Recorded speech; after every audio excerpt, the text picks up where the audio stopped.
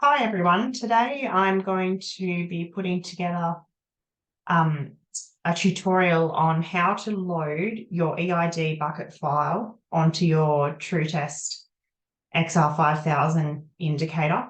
And this is something that you should really do as soon as you order your tags, even before you put the tags in the lamb's ears. So if you load your bucket file, what it will do is it'll pair the visual ID printed on the tag with the electronic chip number. So when you scan that animal's tag for the first time, it will already come up with the appropriate visual ID.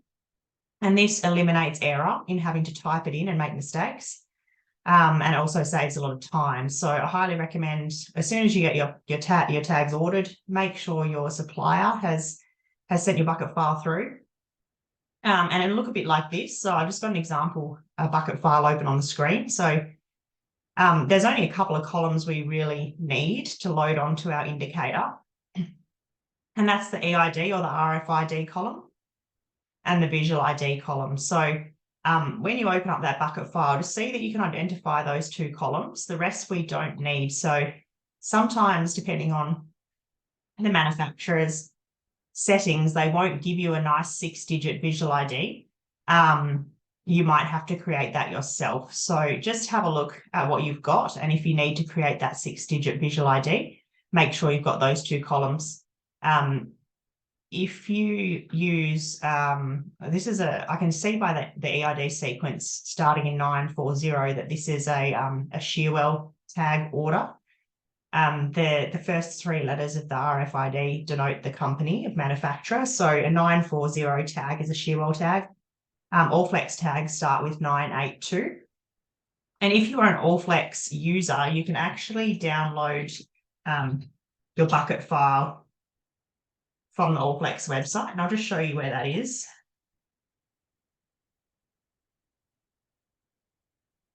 So if you just Google Allflex EID bucket file or something along those lines, the first page that'll come up is this Allflex EID download page. And if you click on that link, you can put your PIC in here. So your property identification code, put that in there. And then I've got a few saved there. So I'll just open up one of these example PICs here. And you'll see what happens when you do a search. It'll come up with all your tag orders. So you can identify. This particular customer hasn't bought any tags yet in 2023, but he's got a bucket file there for the 2022 drop tags. So let's just pretend that's the one we want to download. You can click to view a bit more information. When you want to get the output, I usually choose all fields just so I make sure I get all the columns. And then you can click this download EID button. And what you'll get is an Excel file for your Allflex tags. So this particular one, we can see we've got our EID number here, which is what we want.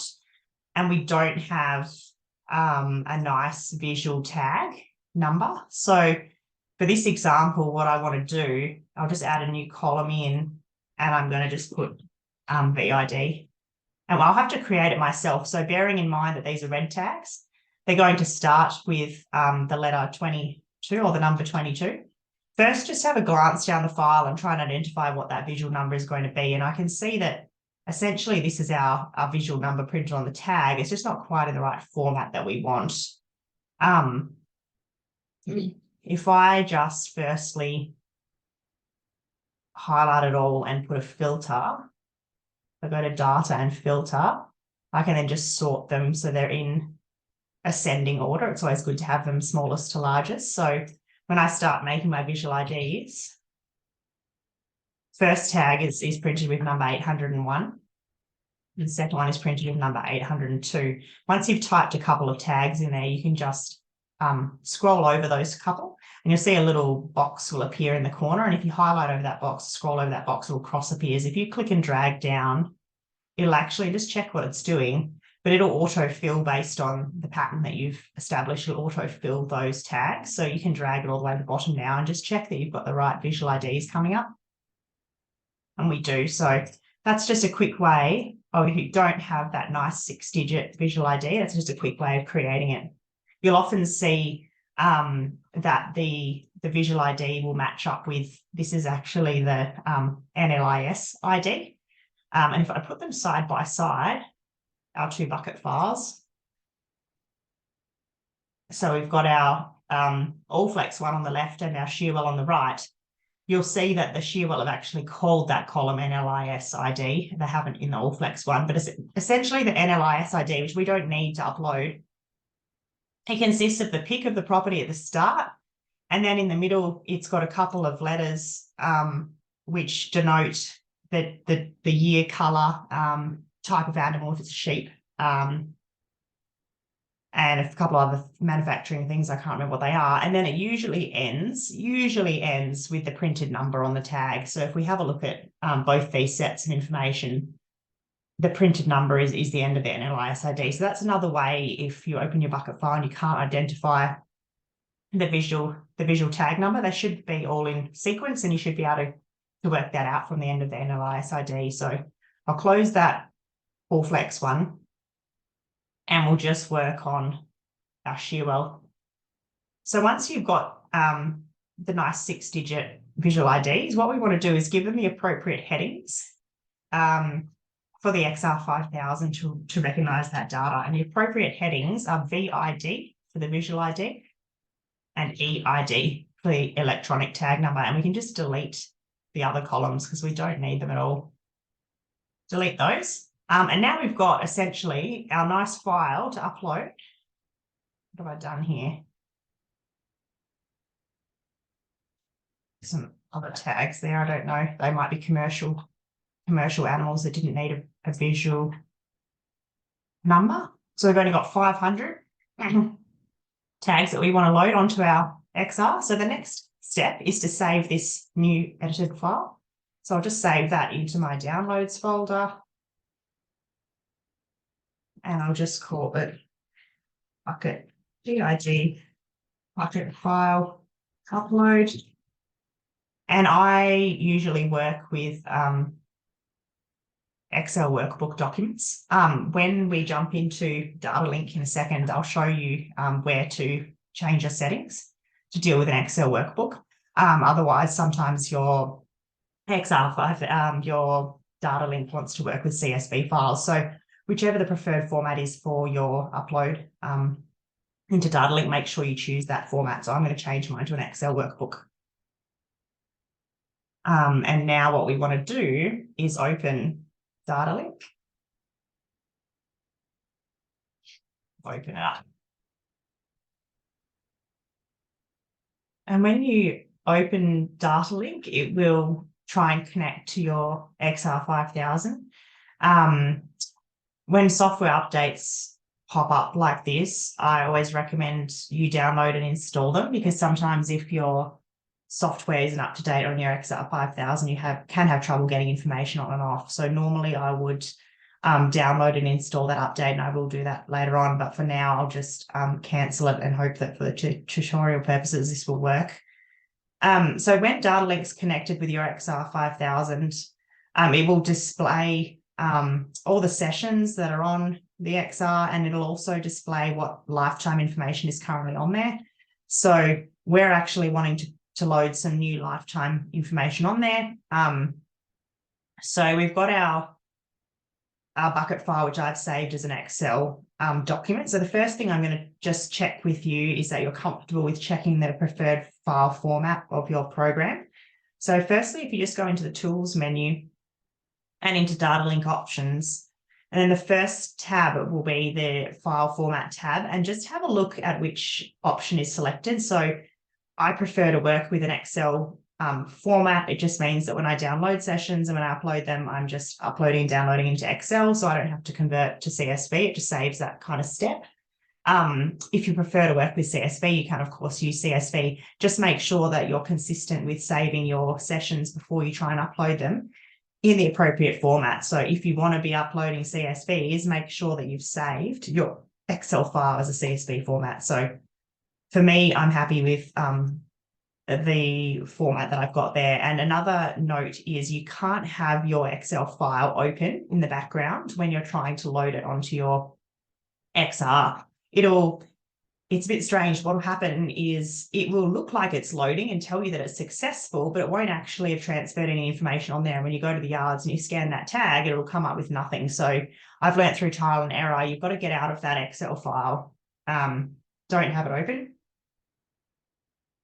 And then you can now load that file on. So it's a couple of ways of doing it. You can go into the file menu and you can put information onto device, or there's a shortcut key here where we can put information onto device. So either of those options work. So click to put information onto the device. And now we want to make sure that we're specifying that we're loading on animal lifetime information. So EIDs and VIDs are lifetime information. So that's important.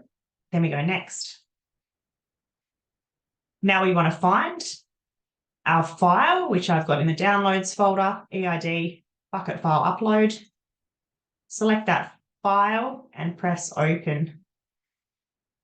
And it goes through this quite quick process, depending on how many tags you're uploading, but a fairly quick process of uploading that session onto my device, and hopefully you'll get a green tick with success. So once that's happened, it will refresh your animal lifetime data and you'll see those new ones that we've just loaded coming straight to the top. They won't have anything else recorded against them, but they're there. And as we scroll down, we'll get into some animals.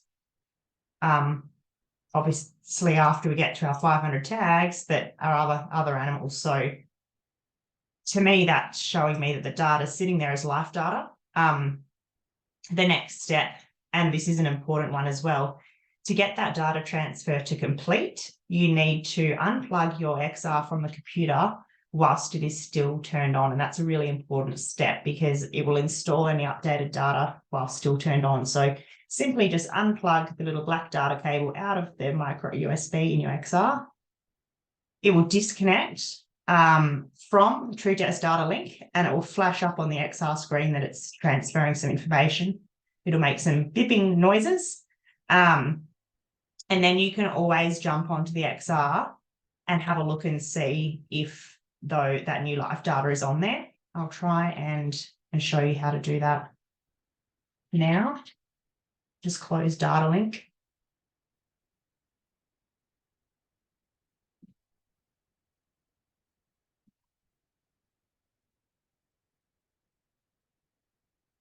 Okay, so this little program, VNC Viewer, is just letting me share my XR5000 screen with you. So what we want to do basically is check that those animals that we've added on are there. So the easiest way of doing that is to go View Animals. I'll click on View Animals. And then you can either do a VID lookup, and we could just do a search for that first animal, 230001. Press enter. And it's now coming up with that animal and the EID. So that's a pretty good sign that it's loaded on there. The other way you can do it is you can click this lifetime button over here. And you can then click on all animals. And it will show you that life data file that's sitting in the background. And I can see straight away that those animals that I've most recently loaded on are there. So that's just reassuring me before I leave the office that has successfully loaded those animals onto the XR5000 rather than going down to the yards and realizing it hasn't worked. So always a good idea to check that before you leave the office. And if you need to try and reload that file for some reason, you can reload it. Okay, so I hope that was helpful. If you have any questions about accessing the EID bucket file, preparing it for uploading, or the upload process, or having any issues, please reach out, and please make sure you make it a priority when you order your tags to chase that bucket file up if the tag company hasn't given it to you. So at least you've got it stored there in your emails, ready to go when you need it. Thanks very much.